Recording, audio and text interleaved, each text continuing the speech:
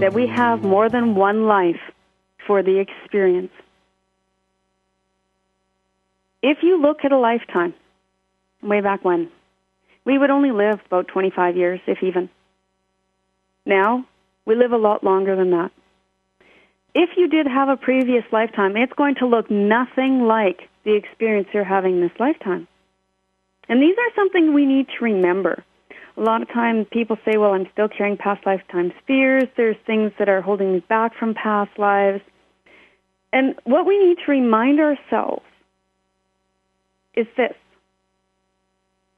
No matter what or how many lives you have lived, you are not that person now. You lived that experience, yes. And the world that you are living on today will not even near resemble the world you are living in now. And this is something that you must remind yourself of. Well, how do I find out what I was in a past life? If you feel that you need to go down this road, I will give you some exercises so that you can do that. There's a place that many believe exists called the Akashic Records that holds all of our lifetime past. There's a CD by Shannon Samples that is very, very good for working this past life regression. Some people believe that we need to past life regress to clear past pain, past blocks. That is not the theory I work on. But if it is your theory, I will give you some exercises so that you can do so yourself. You do not need to seek someone else out to do this. Also, my deep meditation CD works through to see past lives, to see those who have passed on, and to work with guides. So my clients find it extremely helpful. It's a deep meditation CD. So for the Akashic Records, you go into a meditative state. Breathe deep. Feel the white light flow through you and all around you. Allow yourself to open your chakras. Red, orange, yellow, green, blue, indigo, and violet. Feel the energy flowing through you and all around you. And simply imagine that you are going to go to a place called the Akashic Records. We all know where this place is. Everybody knows where to find it. You don't need a guide to take you. Feel your guides with you and simply use them. Allow yourself to walk up the steps of the building you see. When you get there, you will see a gatekeeper. Ask permission to enter. Focus on your room and you will be there. When you arrive at your room, find a scroll and remove it and simply look at it. You will find that you get the information you need. It will come as a movie, different pictures. You will get the information that you need. When you are done viewing what you need to view, simply say thank you to whatever you believe in and remove yourself from the room, placing the scroll back where you got it from and returning back. Once you are leaving the front doors, I prefer that you ask the gatekeeper for a gift. I find that when we receive gifts in meditation, they'll actually affirm the experience that we just had. Take your gift, say thank you, walk down the stairs, then begin to close your chakras. I like walking down a rainbow path for that. So violet, blue, green, yellow, orange, red. Feel yourself free into your body. And when you are ready, open your eyes and thank whoever or whatever you believe in for the experience. Now, for releasing past life pain, if you believe that is something that you need to do, relax and breathe deep. Feel the white light all around you, and once again, open your chakras, the color of the rainbow. Call your highest guide, your overseer.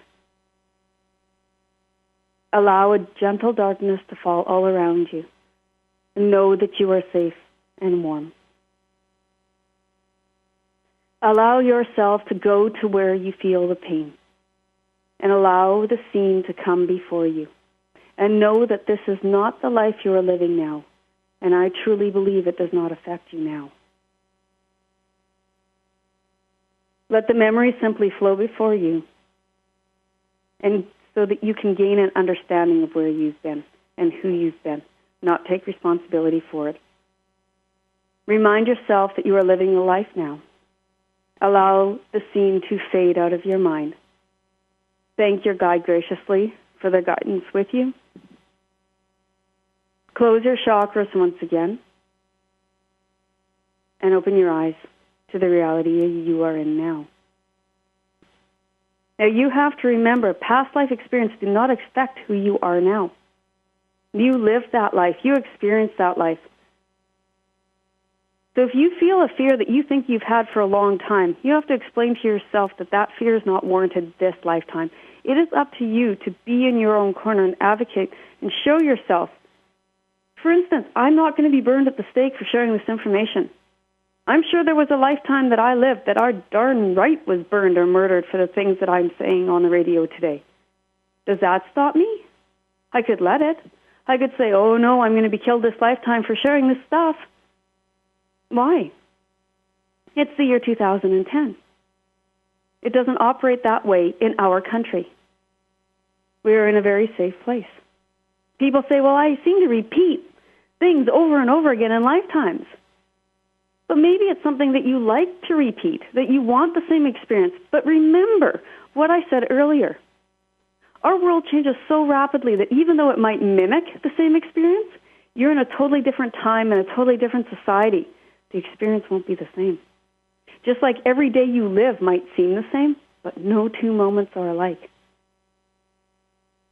The easiest way to see past lives, and trust me, this works, is to stare in a mirror and just relax. And don't start thinking of the scary stories that people have told you about looking in a mirror. Remember, keep the drama out of this. Allow yourself to be white-lighted and feeling in a sense of peace, knowing that you are guided. Allow your eyes just to relax and fade. And then I guarantee you, you will begin to see and feel your eyes change, your face change, your eyes will remain the same. You might feel different clothes upon you. Listen for different sounds around you, but keep yourself in a waking state. There's no reason to hit a meditative state all the time. We have the ability to see beyond without being in that meditative state. So stand in front of your mirror, or actually you also can look into the face of a friend. Stare into the mirror or at your friend. Make mental note as to how your face changes or how their face changes. And don't fear it. It's really no big deal. It's just information. See if their face changes more than once, what clothes you feel they might be wearing, or like I said, what different sounds you might hear. Know that your guides are showing you what you need to see, that the higher part of you is showing you this. So again, don't fear it or make it into drama or go, oh my God, your face changed. There's no reason to act like that during these exercises. Respect yourself. It's worth it. Once you're done gazing, simply make note of different things. Write down words, phrases, maybe even names might come to you. Feel if they were married or if you were married or if you had children. How old you were when you passed on. Feel for different information because it will be available to you if you feel for it. And if it's not there, that's okay too. Maybe feel what you did for a living. Feel how many people lived around you, how loud it was. I often find you can put a timeline on hearing for sounds because our age, our life has only gotten louder as time has gotten closer to us. Because before there were machines, life was very quiet. There wasn't a lot of vibration going on, this constant whir of sound. So you can actually figure out what time you might have been there. Once you are done, simply state thank you to what you believe in. Now remember, you're not in a meditative state, so you don't have to worry about opening or closing chakras. And this is an exercise I do when I teach my class of Ghost Guide Spirits and Past Lives. And what I find fascinating is out of the group of people in the room, the majority of people see the same thing on one person. Now, that's proof that's undeniable that we've definitely had past lives. But the other thing that I've seen is there is absolutely no need to go revisit a past life to help yourself evolve past an old belief system. Past life regression does not make things better. We can do this in a waking state. We can work with ourselves in a waking state, and we have the ability to explain to ourselves what we need. So now I leave it up to you. Find your own theories of ghosts, spirits, and past lives. Meet your guides. Learn to navigate your life and your theories. It's worth it. This is the Psychology of Spirit. I am AuKeeRa Rayne. We'll see you next week.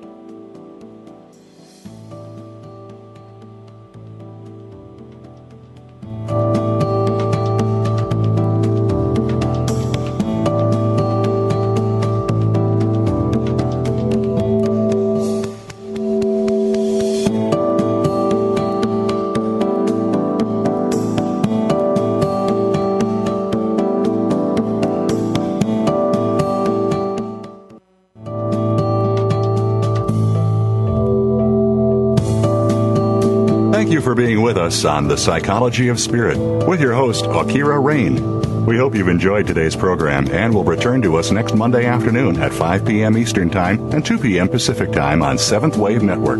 Remember, life is not meant to be an uphill climb. It's just life.